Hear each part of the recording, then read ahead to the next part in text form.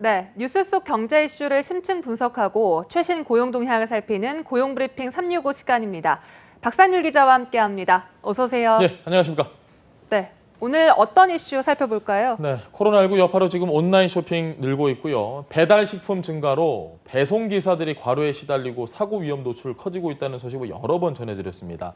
고용노동부에서 대형 전자상거래 유통업체 배송 기사를 대상으로 첫 근로감독에 착수를 했습니다. 배송 물량이 급증하면서 사업주의 노동관계법 위반 여부를 점검하려는 조치인데요. 자, 이 내용과 함께 정부 차원에서 마련되고 있는 필수 노동자들을 위한 환경 개선 논의까지 오늘 이슈픽에서 짚어보겠습니다. 네, 정말 코로나19 이후에 배달 시장이 급성장했습니다. 예상치 못한 부작용 중 하나가 바로 이 배송기사 근무 환경을 둘러싼 문제인데요. 여러 가지 문제가 제기되고 있죠.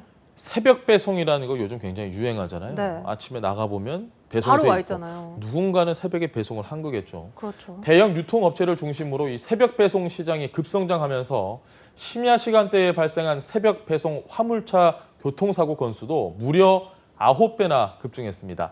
새벽 배송 시정 규모는 지난해 약 8천억 원 수준이었지만 최근 코로나19의 영향으로 올해는 약 1조 5천억 원까지 커질 것이라는 전망이 나옵니다. 그런 만큼 이 올해 상반기 관련 사고는 1,668건으로 지난해 상반기 509건과 견주면 3.3배가량 증가했습니다.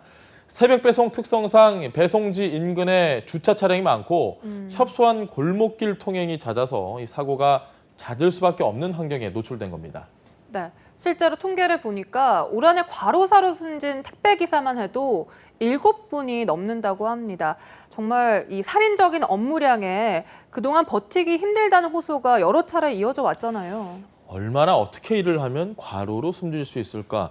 참 저희가 감히 이해하기조차 어려운 부분인데 네. 말씀하신 것처럼 올 상반기 과로로 사망한 택배 노동자 7명, 노조가 주장한 사례까지 더하면 12명에 달합니다. 하루 평균 13시간의 과중한 노동 강도에 5명 가운데 1명은 가족과 함께 업무를 처리해야만 간신히 그 하루에 배정된 업무를 마칠 수 있는 수준이라고 합니다. 한 설문조사에서 택배기사 10명 가운데 8명이 나도 과로사할 수 있다 이런 걱정에 떨고 있다는 답을 했습니다. 사실 굉장히 이건 좀 해묵은 논쟁이기도 합니다. 그만큼 이제는 좀 근본적인 대책이 나와야 한다는 목소리가 높습니다. 네. 그래서 정부에서도 대책 마련에 나섰는데요. 우선 고용노동부가 처음으로 인터넷 대형 유통업체를 대상으로 이 근로감독을 진행한다고요. 맞습니다. 제가 서두에 말씀드린 것처럼 이 근로감독, 고용노동부가 나서서 쿠팡, SSG닷컴, 마켓컬리까지 이커머스 유통업체 3곳에 대한 근로감독을 최근에 시작을 했습니다. 대상이 된 이 3개사는 자체 배송 시스템을 갖춘 대형 업체로 꼽히는 곳인데요. 고용부는 코로나 사태로 온라인 주문이 급증했고 배송기사의 노동 환경이 악화할 우려가 있어서 근로감독에 나섰다고 설명했습니다.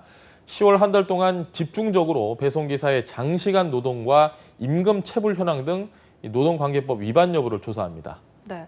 말씀하신 이 해당 3가지 기업들 모두 코로나19 사태 이후 몸값이 높아진 기업들이잖아요. 맞습니다. 마켓컬리, SSG닷컴, 그리고 쿠팡, 새벽 배송 시장의 3강 구도를 형성하고 있습니다. 코로나 사태 이후에 배송 물량이 최대 40%까지 급증한 것으로 알려졌는데요. 여기에 최근에는 배송 경쟁이 더 붙으면서 당일 배송에서 나아가서 2시간 이내 배송 상품까지 등장을 했습니다. 네. 자, 이렇게 인터넷 대형 유통업체 간 배송 속도 경쟁에 소비자들은 더 편할 수 있어도 근로 환경은 더 악화할 가능성이 큰 겁니다. 네. 이번에는 정말 이 배송 기사들의 근로 환경 좀 더 안전해지면 좋겠는데 또 정부에서도 특별한 TF를 꾸렸다고요? 네, 그렇습니다. 저희가 지금 택배 기사들에 대한 이야기만 했는데 이 택배 노동자들은 물론이고 배달원, 환경미화원, 버스기사 취약계층 돌봄과 보육업무 종사자 등 코로나 사태와 같은 재난 상황에서도 대면 서비스 업무를 해야 되는 분들이 있습니다. 이른바 필수 노동자라 불리는 분들입니다. 네. 정부가 이 필수 노동자를 보호하고 지원하는 방안을 마련하고 나섰는데요.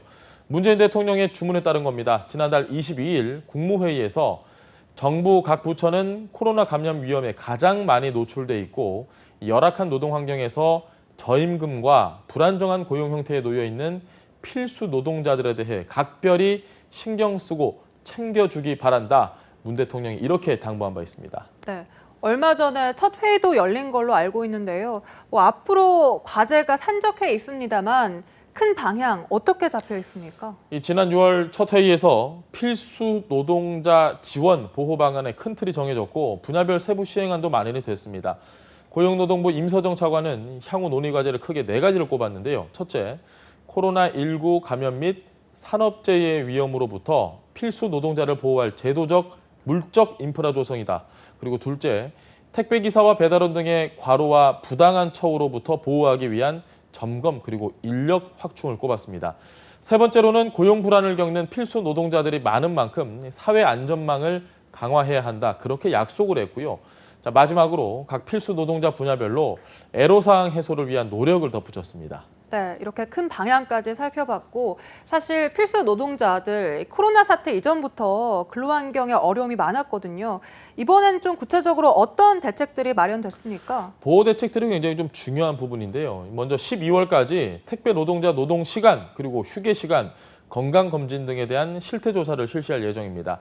이를 토대로 내년 2월 택배 종사자 과로 방지 대책을 마련한다는 방침이고요. 배달기사 보호를 위해선 이달 중으로 배달 대행 사업주가 노무 제공 계약 시 지켜야 할 법적 의무와 권고사항을 규정한 가이드라인을 배포하고 자율 개선을 먼저 유도한다는 계획입니다. 또 환경미화원분들도 안전사고 굉장히 많습니다. 안전대책도 새로 현실성 있게 세워야 되고요.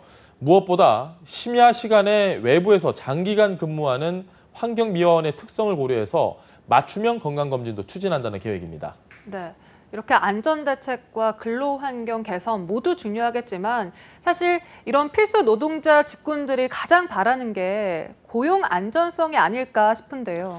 맞습니다. 그래서 지금 정부는 연말까지 플랫폼 노동에 대한 실태 파악을 통해서 12월 중으로 안전망과 노동 조건 등을 규정한 종합대책을 꾸린다고 합니다. 특별 고용 노동자, 특고, 그리고 프리랜서 권리 보호를 위한 조직화도 지원을 하고요.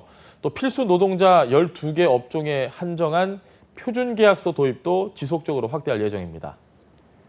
네, 또 의료진 얘기도 좀 해보겠습니다. 코로나 사태에 의료진들의 고충 말로 하기 힘들 정도인데 여기에 환자들의 갑질까지 있다고요.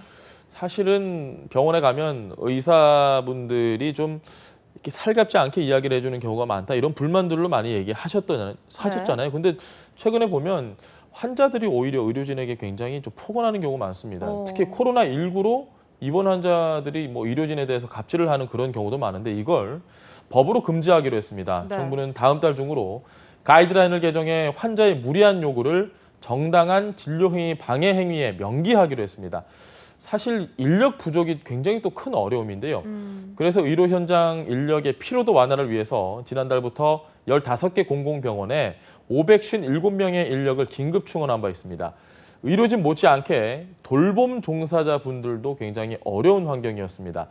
이번에 2022년까지 모든 시도에 사회서비스원을 설립해서 공공부문 돌봄 종사자를 확충하고 정규직 채용을 추진하기로 했습니다. 네, 코로나19란 재난 속에서도 우리는 일상을 유지해 나가고 있는데요. 누군가가 더 많은 노동을 하고 더 많은 위협을 무릅쓰고 있는 덕분이라는 걸 다시 생각하게 됩니다. 이런 분들이 더 나은 근로 환경에서 합당한 처우를 받는 내일이 되기를 바랍니다. 오늘도 박상률 기자와 함께했습니다. 고맙습니다. 예, 감사합니다. 네, 지금까지 고용브리핑 365였습니다.